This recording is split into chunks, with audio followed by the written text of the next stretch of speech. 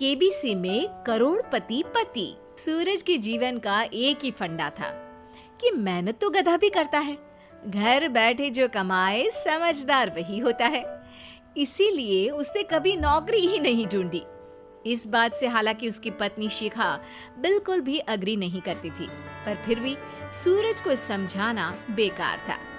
TV में कैसे बनोगे करोड़पति का ऐड देखकर उसे लगा कि बस अब तो घर बैठे ही वो करोड़पति बन सकता है, और उसके पीछे उसने अपने सारे सोर्सेस एक्टिव कर दिए।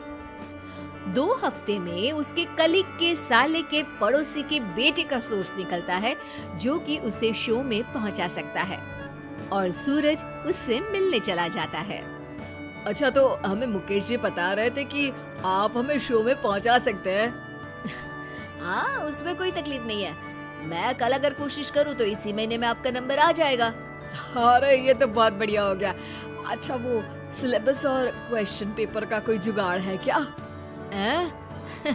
उसका तो कोई जुगाड़ नहीं है। तो वो वाकई में कुछ भी पूछ सकते हैं? हाँ, वो तो बच्चन जी पर है, जो पढ़ते हैं वो पूछ लेते हैं। पहली कोशिश फेल होने पर अब सूरज के सामने एक बहुत बड़ा सवाल था कि आखिर जवाब कहाँ से लाए। तब शिखा ने एक सजेशन दिया, क्यों ना सूरज अपने चचेरे भाई सुमित से मदद मांगे, जो कि यूपीएससी की तैयारी कर रहा था।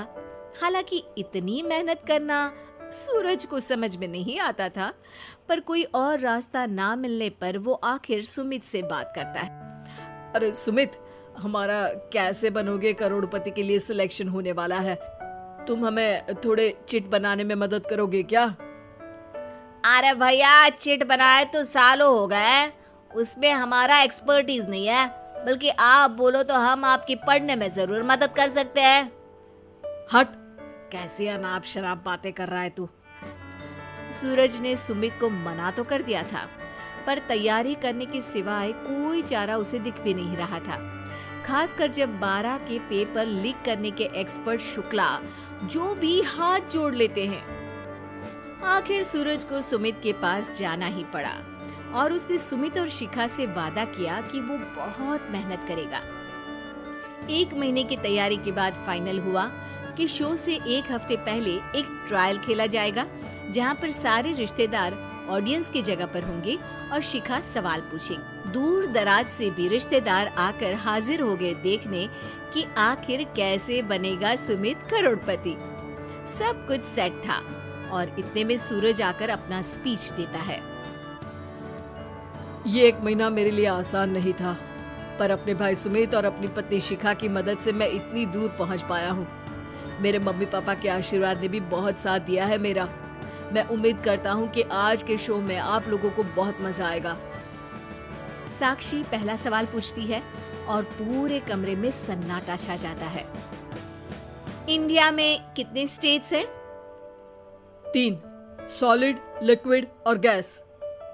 अरे रुकिए, तो ऑप्शंस तो देने दीजिए। इतने में 5वीं कक्षा का चिंटू बोल उठता है। अरे क्या मामा, आप तो पहले सवाल पर ही आउट हो गए।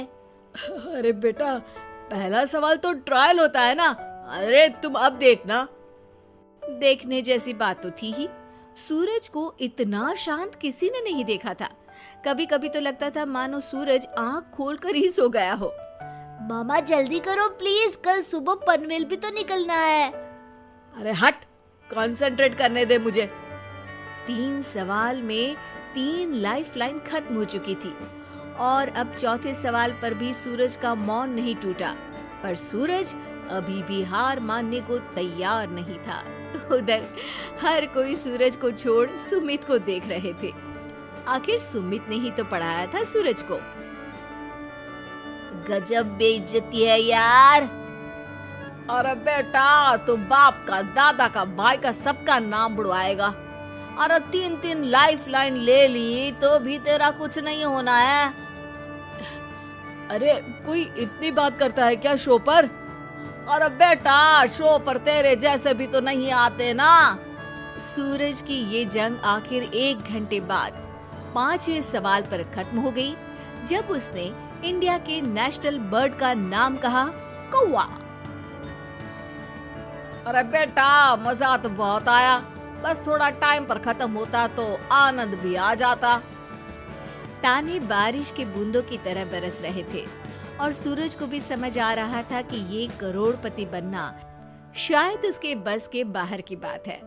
पर वो आखिर ये बात मान कैसे लेता? वो सख्त लौंडा जो ठहरा, उसने सोचा कि बेइज्जती तो हो ही चुकी है, पर अगर मैं हार नहीं मानूं तो शायद कुछ हो सकता है।